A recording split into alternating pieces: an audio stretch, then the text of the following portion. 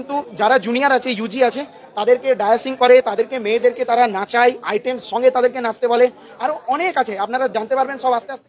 কলকাতা বিশ্ববিদ্যালয়ের সামনে ভাইপো প্রোডাক্টের একটা বক্তব্য আপনাদের শুনিয়েছিলাম কয়েকদিন আগে, যেখানে কলকাতা বিশ্ববিদ্যালয়ের উপাচার্য তাকে কুৎসিত ভাষায় আক্রমণ করছে ভাইপো প্রোডাক্ট। আসলে বাংলার রাজনীতিতে সাংস্কৃতিক বা রুচির অবনমনটা মমতা অভিষেক প্রাইভেট লিমিটেড কোম্পানির একটা অসামান্য অবদান।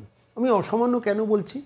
দিনের পর দিন এই রুচি বিকৃতি ঘটে, অথচ তথাকথিত বুদ্ধিজীবী সমাজ, লেখক, যাদের সাহিত্যিক, সাংবাদিক, অধ্যাপক, স্কুল মাস্টারমশাই, পোস্ট এডিট যারা লেখক, বিশ্লেষক, গবেষক, তাদের মুখে দেখবেন না, কোনো প্রতিবাদ দেখবেন না। অভয়াকাণ্ডের সময় অনেকে প্রতিবাদ শুরু করেছেন, আবার সবাই গুটিয়ে গেছেন কোনো না কোনো নিজস্ব নিশ্চিত অঙ্কে। আনন্দবাজার পত্রিকা তার পোস্ট এডিটে এদের সম্বন্ধে কিচ্ছু লেখে না।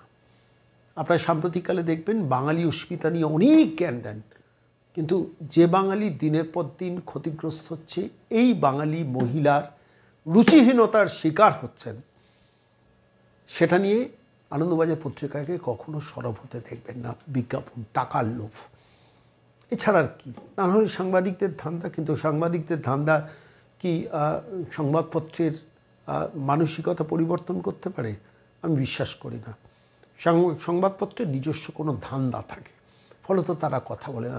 স্বাভাবিকভাবে ডিজিটাল মাধ্যমে আমাদের প্রচুর কথা বলতে হয়। আমি আজকে হঠাৎই চলতে চলতে দেখলাম, খেয়ালই করলাম, সম্ভবত ডাক্তার কনিষ্ক সরকার, প্রখ্যাত ডাক্তার, তিনি তার ফেসবুকে একটা ভিডিও আপলোড করেছেন। ভিডিওর টেক্সট কি? মেদিনীপুর মেডিকেল কলেজে সেখানকার অত্যাচারিত ডাক্তাররা, সিনিয়র ডাক্তাররা, তারা শেষ পর্যন্ত পোস্ট করেছেন একটি ভিডিও। পোস্ট তারা করেননি, বিভিন্ন ছোট ছোট মিডিয়াগুলো দেখিয়েছে। তথাকথিত বড় সংবাদ মাধ্যম তো এইসব খবর রাখবে না। এটা কবেকার আমি জানি না। আমি আবারও বলছি, ডাক্তার কনিষ্ক সরকারের ফেসবুক থেকে আমি দেখার পর আমার মনে হলো বাংলার মানুষকে একটু এই দৃশ্যটার সঙ্গে পরিচিত করে দেওয়ার দরকার, যেখানে মেদিনীপুর মেডিকেল কলেজে কোনো এক মুস্তাফিজুর রহমান, তিনি 3 বছর আগে পাস আউট করে গেছেন, এখনও দখল করে আছেন। ডাক্তারদের থ্রেটনিং দেন, ধমকান, রেজিস্ট্রেশন বাতিল হয়ে যাবে, রেজিস্ট্রেশন করতেই দেব না, এবং গানের চটুল গানের সঙ্গে মিউজিকের তালে তালে মেয়েদের নাচতে বাধ্য করে। আমি এটা শুনে না আমি শিহরিত হলাম যে কোন সমাজ ব্যবস্থায় আমরা আছি। তার কি শাস্তি হয়েছে জানি না। আমি আবার বলছি, ভিডিওটা কতদিন আগের, 6 মাস আগের না 9 মাস আগের না 3 মাস আগের, যে মাসই হোক, কিন্তু একটা মেডিকেল কলেজ হসপিটালের মধ্যে গানের তালে তালে মহিলাদের নিশ্চিত তারা ছাত্রী, তাদের নাচতে বাধ্য করা একজন ব্যক্তি বিশেষের কোনো শাস্তি হবে না এই বাংলায়? এই বাংলার শাসন ব্যবস্থা, একজন মহিলা মুখ্যমন্ত্রী আছেন, তার কাছে তো এটা মিনিমাম এক্সপেকটেশন। অন্তত যে ঘটনাটাই 2 যুবক বলছেন, 2 ডাক্তার বলছেন, কোনো জেসে মানুষ নন, এরা চিকিৎসা করেন, চিকিৎসার সেবা দেন। কবে বলেছেন? আবারও বলছি, ভিডিওটা দেখার পর আমি তারিখ সম্বন্ধে চিন্তিত নই। আমি যেটা চিন্তিত, যে এ রাজ্যের সমাজ ব্যবস্থায় সাংস্কৃতিক অবনমনটা এই তোলাবাজ পিসি ভাইপো মমতা অভিষেকের কোম্পানি কোন স্তরে নামিয়েছে। This are the indications. আমি হাত জোর করে আপনাদের কাছে বলছি, এই ভিডিওটা একটু ভাইরাল করুন, সবাইকে দেখান, সবাইকে জানানো দরকার। পশ্চিমবঙ্গে মমতা বন্দ্যোপাধ্যায় শুধু শিক্ষা, শিল্প, চাকরি, পুলিশ, অ্যাডমিনিস্ট্রেশন, কর্মসংস্থান, বিনিয়োগ, সব ক্ষেত্রে যে ক্ষতি করেছেন শুধু তাই নয়, সাংস্কৃতিক চেতনার মানটাকে অবনমন করে দিয়েছেন। 28শে অগস্ট ধর্মতলার বুকে, ধর্মতলা না, মেয়র রোডের ওখানে সম্ভবত যে সমাবেশটা করেছেন, সেখানে একজন মহিলা সাংবাদিকের নিগ্রহ দৃশ্য আপনারা দেখেছেন। সেটা নিয়েও সোশ্যাল মিডিয়াতে ভাইরাল হয়েছে, কীভাবে একজন মহিলা সাংবাদিককে হেনস্থা করছেন তৃণমূলের ভাইপো প্রোডাক্টরা। আমি এদের নাম দিয়েছি ভাইপো প্রোডাক্ট, ভাইপোর কালচারের প্রোডাক্ট। চুরি ডাকাতি থেকে শুরু করে সমস্ত কিছু আজকে সমাজ ব্যবস্থার মধ্যে ঢুকিয়ে দেওয়া হয়েছে। স্কুলে কলেজে মনোজিৎ মিশ্রদের ঢুকিয়ে দেওয়া হয়েছে। লুম্পেনাইজেশন করা হয়েছে সমাজ ব্যবস্থার। তা নাহলে একটা মেডিকেল কলেজের ভেতরে কোনো ছাত্রীকে যদি অভিযোগ ঠিক হয়, শেষ পর্যন্ত গানের তালে তালে নাচতে বাধ্য করা হয়েছে, তারপরে তার বিরুদ্ধে সরকার, পুলিশ প্রশাসন, অ্যাডমিনিস্ট্রেশন কোনো ব্যবস্থা নেবে না। আমি ভিডিওটা বিশ্বাস করুন আমি বারবার দেখছিলাম, আমি তারিখ কবে টেলিকাস্ট কবে রেকর্ডিং হয়েছে, কিন্তু যে যুবকরা বলছেন, যে ডাক্তাররা বলছেন প্রিন্সিপালের ঘরে অভিযোগ জানাতে গিয়ে, জবেই হোক যেদিনই হোক, ফিউরিয়াস। প্রিন্সিপাল কি ব্যবস্থা নিয়েছেন জানি না, সে খবর নেই। মালদহ মেডিকেল কলেজ সম্বন্ধে প্রচুর খবর পাই, তথ্য পাচ্ছি, সেগুলো নিয়ে একটি ভিডিও করব। কিন্তু আজকে চলুন আমি সরাসরি ওই ফেসবুকে ভাইরাল ডাক্তার কনিষ্ক সরকার যে ভিডিওটা আপলোড করেছেন, আমার মনে হচ্ছে আপনাদের দেখানো দরকার। মেদিনীপুর মেডিকেল কলেজের ভেতরে একটা দৃশ্য অবর্ণনীয়, যেখানে ডাক্তাররা গিয়ে প্রিন্সিপালকে জানাতে হচ্ছে কেন? প্রিন্সিপালের নিজস্ব র্যাডার কাজ করবে না, নেটওয়ার্ক কাজ করবে না, স্বাস্থ্যমন্ত্রীর নাম মমতা বন্দ্যোপাধ্যায়, পুলিশ মন্ত্রীর নাম মমতা বন্দ্যোপাধ্যায় বলে এই পর্যায়ে থাকবেন? আমি বলছি এই মহিলাকে তাড়ানো দরকার। নবান্ন 14 তলা থেকে ওই মহিলাকে শটান কালীঘাটে ভদ্রভাবে বিদায় জানানোটা, গণতান্ত্রিকভাবে বিদায় জানানোটা দ্য নিড অফ দ্য হাওয়ার।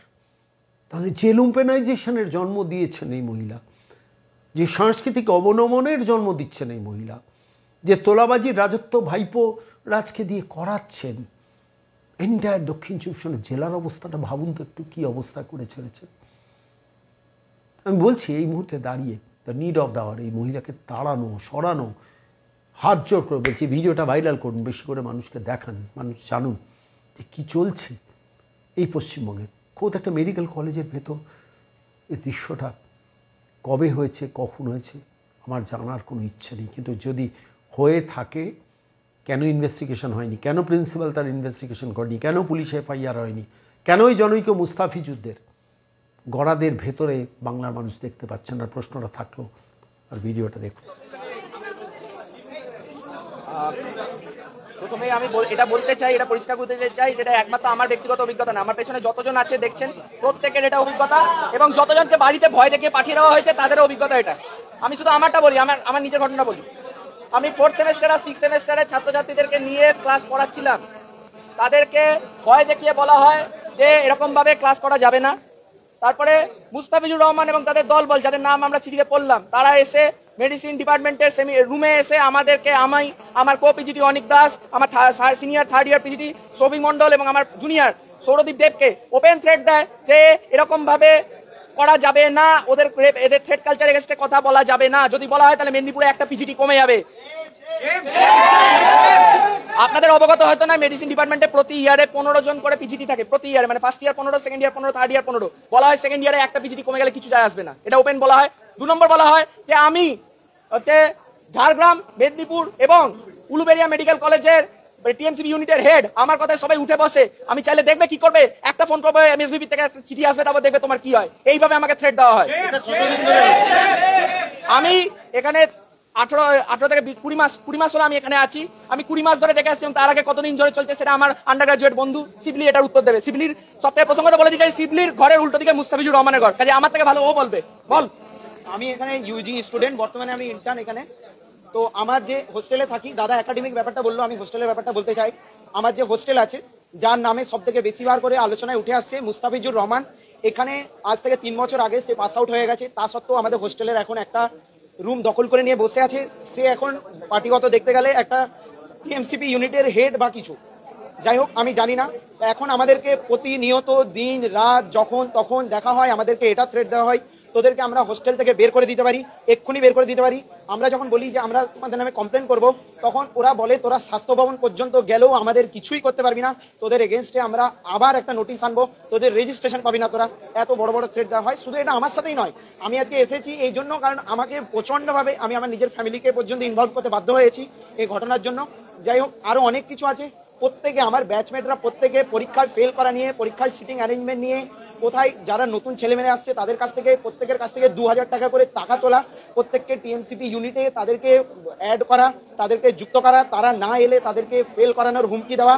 যে জিনিসটা আমরা আজই করে পাস ফেলটা, একদম একদম ওরা কয়েকজনের একটা চক্র আছে, তারা মিলে এই জিনিসটা ঠিক করে, সমস্ত কিছু ঠিক করে। আজ আমি জানি না, আমি এটা বলছি এরপরে আমাকে আবার কি থ্রেট দেওয়া হবে আমি জানি না, কিন্তু তা সত্ত্বেও দেওয়ালে পিঠ ঠেকে গেছে, তাই আমি এটা বলতে বাধ্য হলাম।